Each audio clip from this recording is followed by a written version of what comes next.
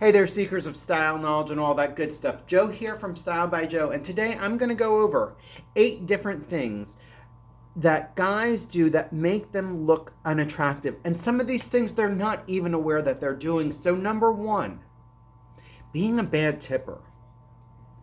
Being a bad tipper reflects on what you think of other people that are serving you.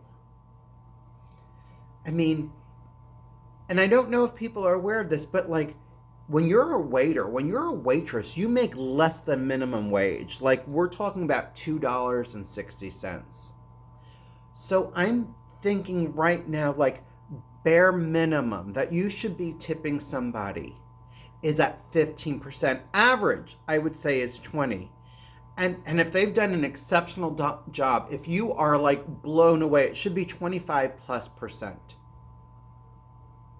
When I see somebody giving a bad tip and I've been out with them and the food has been wonderful and the service has been wonderful and they've raved about it, I tend to over tip on my portion. I mean, it just makes me a little crazy. Now, the food was awful. That's not your server's fault. Your tip for your server shouldn't reflect on bad food. Yes, all means, feel free to say something, send it back, but at the end of the day, that's not the server's fault. The food was great, but you had a bad server? Sure, you might want to think about 10%. You might even want to think about 5% if it was that awful. But average, I'm going with 20%. Number 2, tying right into that, is being mean and rude to anybody who is taking care of you, whether it is customer service, a waiter, a bartender, your barber, the cab driver, or the Uber driver. Being rude to people who are there to serve you really shows what kind of person you are, and it's unattractive. Number 3, being overly dramatic about everything. It was the worst. Oh my God, it was fantastic. And those are fine, but there's never any valleys. It's either way up high or way down low. Nobody likes somebody who's overly dramatic. Number 4, being underdressed. Now, a lot goes into this, and I will say, I personally,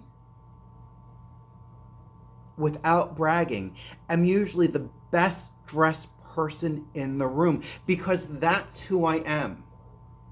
And I understand that a lot of people just aren't that person. But that doesn't mean that you can't put in the effort to look your best. You know, you show up to the family reunion in just flip-flops and a pair of raggedy shorts and a beat-up t-shirt. I mean, is that what you want your family to see in you? I'm not saying you have to like go in a 3-piece suit, but put on a nice pair of shorts. Put on a t-shirt that's not beat up. It's not that hard. Number 5, being overly concerned with their looks. I know this almost seems like I'm contradicting myself, and I'm not. I'm talking about guys that are obsessed with their hair, their skin, their clothing, whatever it is. There is something that's unattractive about being that hyped up about your clothing, about your skin. Natural refinement is what I shoot for.